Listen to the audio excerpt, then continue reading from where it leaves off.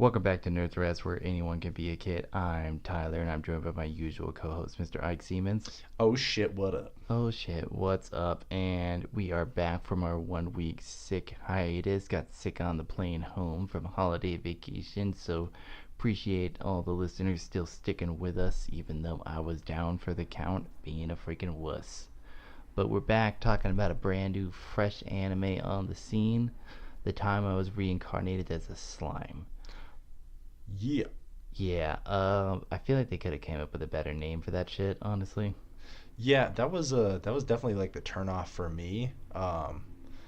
For, trying to keep modern on all my shit. It was one of those things that I was like, this sounds stupid as fuck.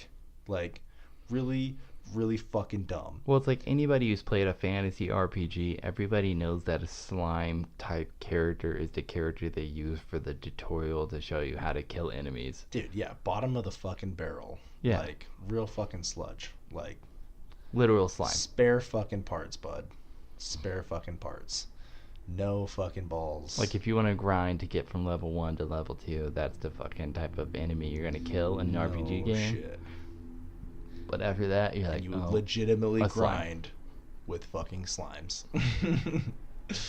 Yeah, no, it was definitely one of those things that, I kept reading about and being like, dude, that's just stupid as fuck. But it kept topping charts for like most modern. Well, dude, it kept topping people's talks. There were a lot of people who I'd be like, what are you Dude, reading? And they're like, oh, I'm reading this manga about this fucking, or, sorry, manga. Excuse me. excuse the fuck out of Internet you. critics, my bad.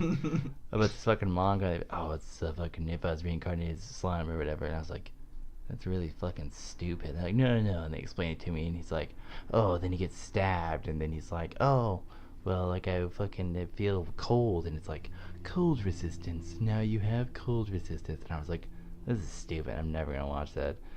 And then a chick at work, I was like, oh no, it's sick as fuck. You should watch it. I was like, ah. And then the same day, you were like, it's actually pretty good. And I was like, really?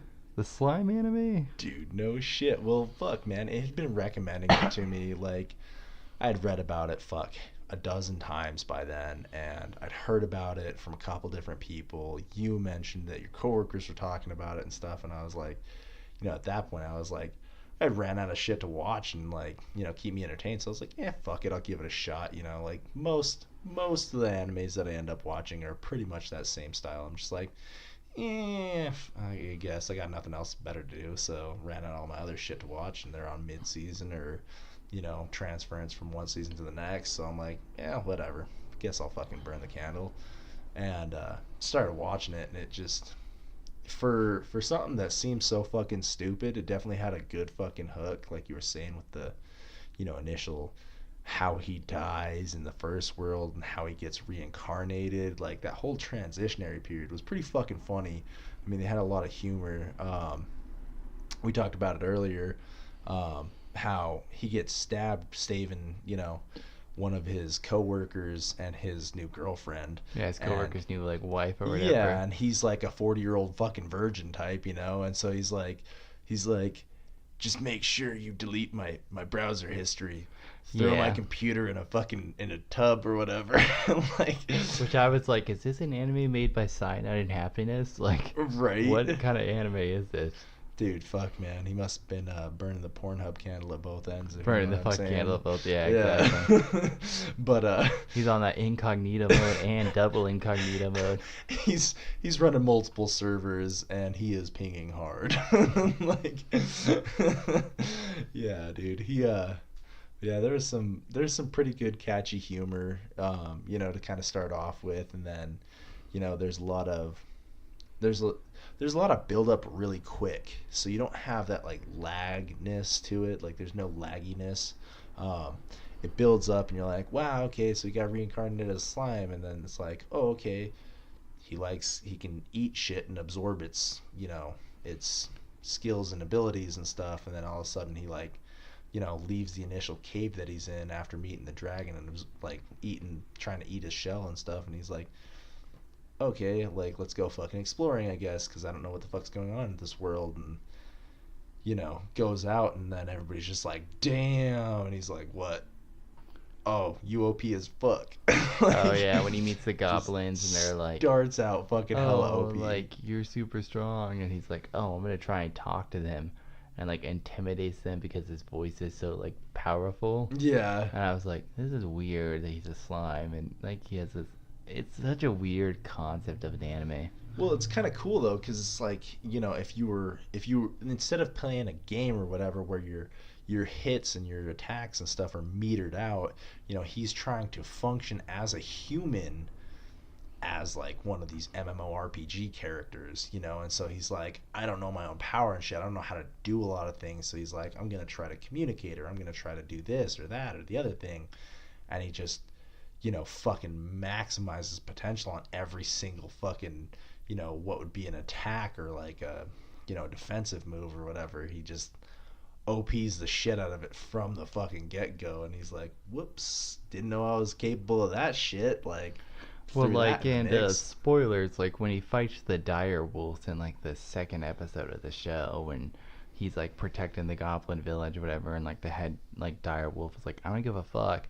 I was like, oh, he's gonna string shot this guy, and then it's gonna be it. And then he like killed him and like chopped the fucking wolf's head off, and I was like, decapitated him. Yeah, I was like, caught him, wow, decapitated him in front of all of his fucking friends and family, and was like, gonna fucking back down now, bitches, or what? Yeah. Like, just drop nuts on the table, like, mic drop. I was like, fuck, okay, like, yeah. I'm definitely gonna continue watching this a little bit, like, see where this goes. No, that was definitely the turnaround in the show for me, because I was like, all right, like, what kind of show is this trying to be? Like, yeah, it had a good like couple of mini hooks on the first couple episodes, and then that shit happens, and you're just like, all right, I fuck with it. Well, also like that, and then he like submits all the wolves, and then he's like, you guys are all gonna be friends with the goblins. You guys are gonna be like one fucking group. And I was like, cool. And he's like, I'm gonna name all you guys, and I was like, all right, like. Because they really made it seem like when he named the dragon and the dragon named him, that it like boosted them up in some way. But it was like kind of gave him a morale boost. Yeah, it was kind of unknown on what the boost was at that point. Yeah. And then he starts gibbling all those fucking, are they goblins? Is that what they are? The goblins fucking names and shit, and they end up like, oh, like thank you. And he's like, all right, like it's pretty weird that you think giving you a name is a big deal.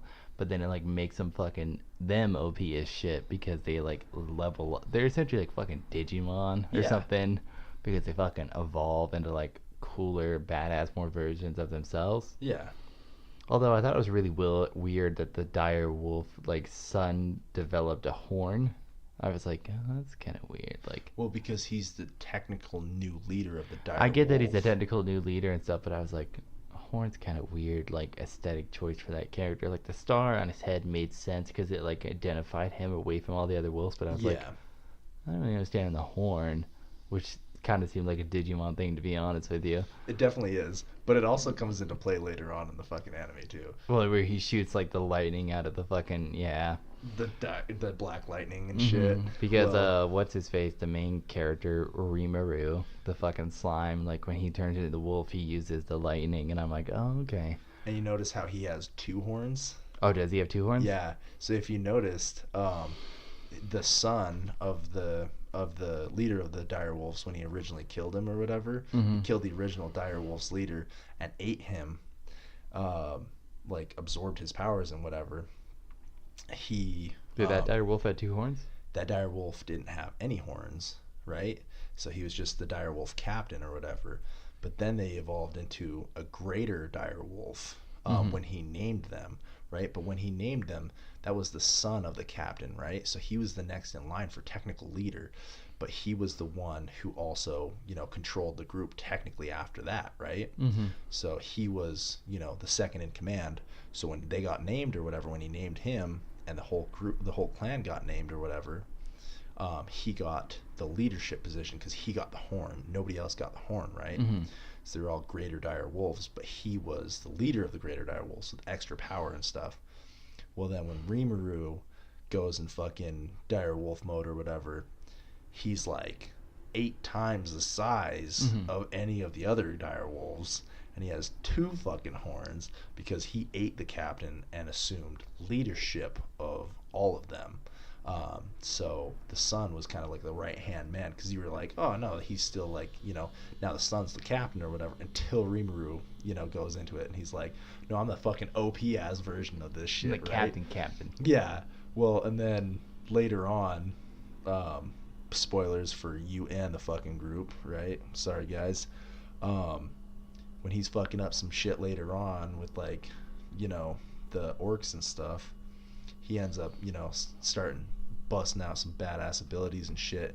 He evolves into a double horned dire wolf, which means if he's capable of holding the double horned dire wolf standard or whatever, Rimuru, because he's now in Rimuru's family or whatever, his underling, that means Rimuru is gonna be an even better version of that the next time he evolves. So Rimuru must have like kind of leveled up from having so many powerful underlings and stuff, and kind of like a what I figure is gonna be like a pyramid effect, a pyramid scheme type effect. The people who get stronger below him, he gets stronger too. As his underlings evolve and get more powerful, he kind of gets, the trickle up effect rather than the trickle down effect. And the same thing goes for the trickle down effect. As Rimuru gets more powerful, I think his underlings get more powerful. Either one way or the other, or both of them combined maybe, but it seems like, as Rimuru gets more powerful, his underlings seem to get more powerful, because even Gabutera, or Gabuto, or Gabu, or whatever the fuck his name is, the weakest of the weak, ends up being a fucking total badass. He's the first one to summon the shadow like summon. weak ass goblin who summons the wolf. Yeah. He's the first one to shadow summon a fucking dire wolf companion out of nowhere. And I was like, that's fucking tight as shit. He ends up becoming pretty fucking strong in the next couple of episodes from where you're at, which was pretty fucking impressive. Like, that was definitely the precedent that they were setting, because he's like, oh, you didn't change much at all. And it's like, no, you changed physically, but he barely changed physically, whereas all the other people changed a lot physically, but his skill and ability changed drastically, where everybody else was kind of, more in the subtle lacking department comparatively. Like, he was just naturally able to do more, even though he didn't change physically as much, which was really fucking cool precedent. I was like, that's pretty fucking tight. So they set the standard of it's not all about appearance. Exactly. So what's your thoughts, because you're farther than I am in the anime, what's your thoughts on the dragon? So far, the dragon really hasn't done much in anime. Now, I know a little bit about the manga, and I know you know a little bit about the manga or whatever. Eventually he's gonna break out and become like a central character. Eventually Rimuru ends up, kind of helping to dissolve that, to where the dragon kind of has either his own form or some kind of sisterhood form from his body or whatever, because they look very similar from what I've seen, which means, the dragon either breaks out or it's dissolved the spell holding him enough to where he can like do a body takeover type situation and gain more dragon-esque powers and whatever cool shit maybe. Yeah, I'm excited to see him break out, because I think he's a really cool character. I think he's a super, underplayed character so far in the anime, but we're really early on in the anime, whereas obviously the manga is probably, a lot fucking farther. Well, that's always the case. Yeah, I mean, always. What's your thought on Shiuzu, or whatever her name is, the chick who has the fire demon inside of her? Oh, the Ifrit lady. She seems like she's a super fucking badass chick or whatever, and that's the one Rimuru is supposed to fall in love with, foretold by the fucking, the fairies or whatever, and all that shit. And you can definitely see how she falls in love and how he falls in love to some degree, but it's a very short-lived interaction between them, it seems like. Well, so far. In the anime, at least, too, it seems like it's a very short-lived anime relationship to really develop those kind of feelings and stuff, which was all well and good, but he ends up defeating the Ifrit because the Ifrit ends up taking over her body, right? You know that far, obviously. Ifrit takes over her body and, starts causing mayhem and havoc. And Rimuru is just like, all right, I'm sick of your shit. And kind of fucking slaps that bitch down, puts him in a Oh fucking yeah, place. he throws down some fucking he's like ice spears, and then he's like fucking, I'm just gonna eat He's you. like, let me fucking tag team this real quick and fuck yourself. I'm gonna eat you.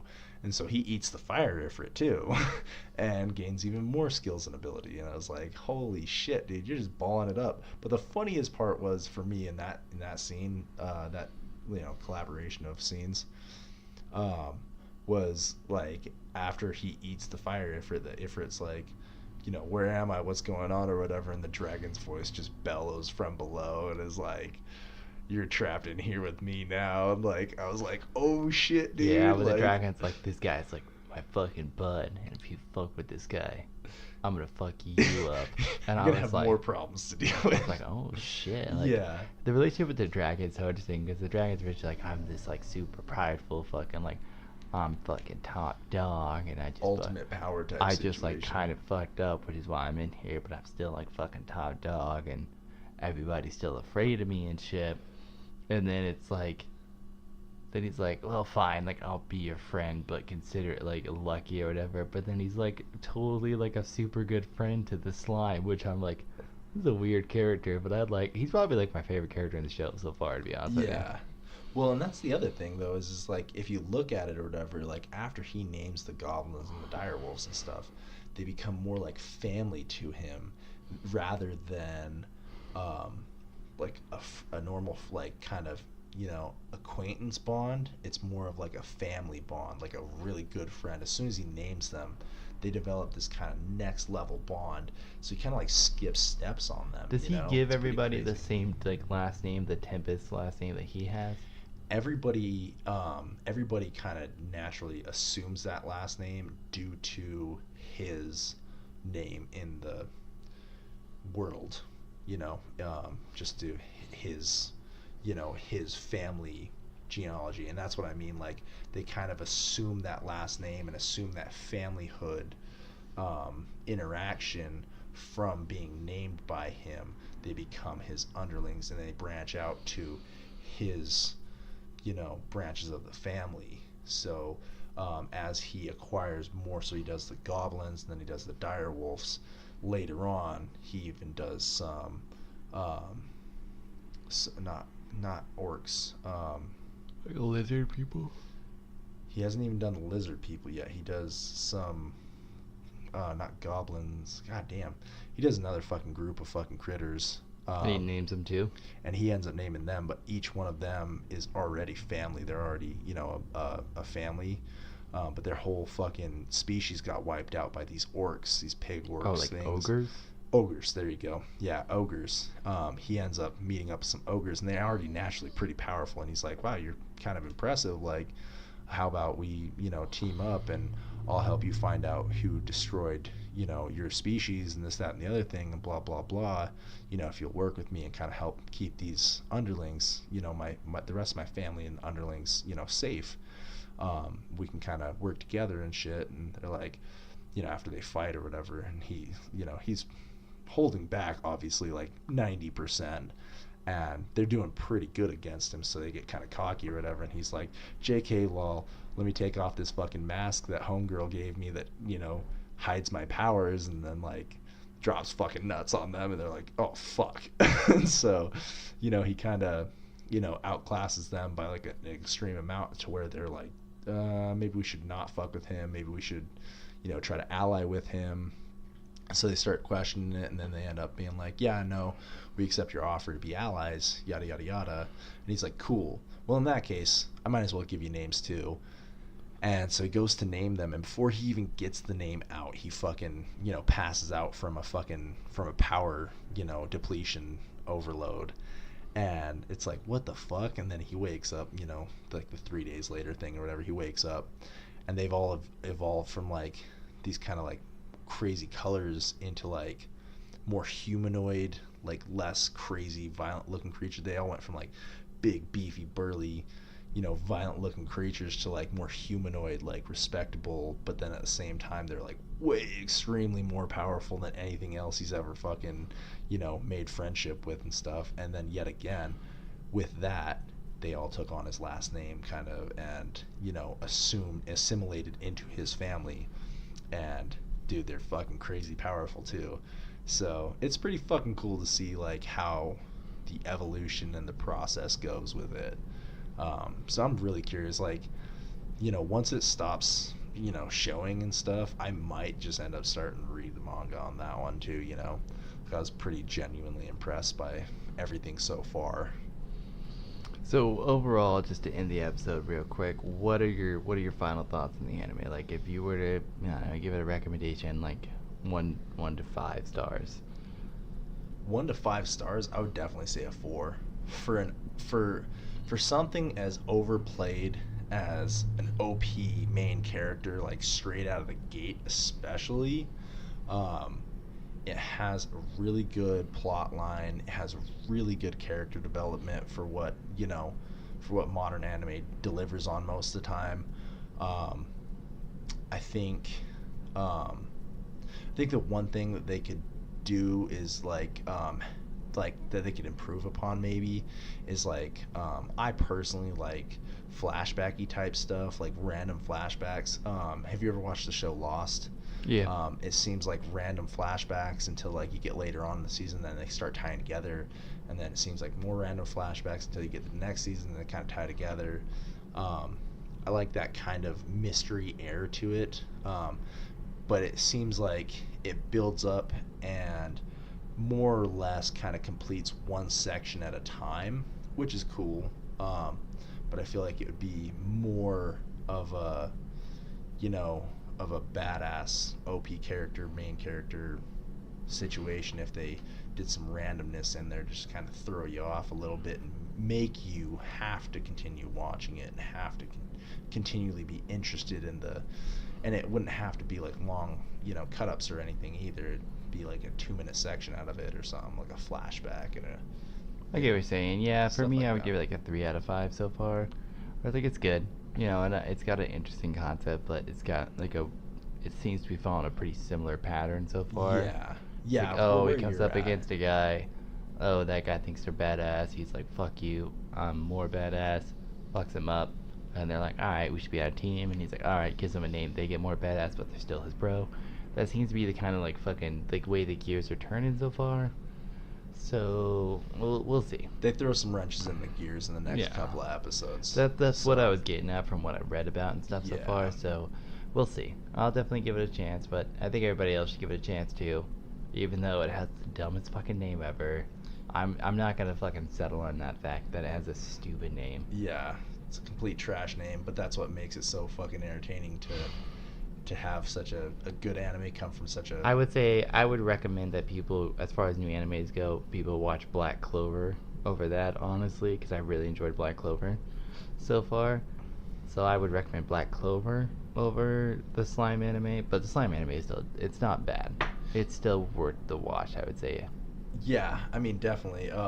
It's definitely one of those, if you have the spare time type situations, watch it, because it was at least, highly entertaining, so far at least. I mean, they dropped a new episode and I'm fucking stoked about it, so that's all I can say.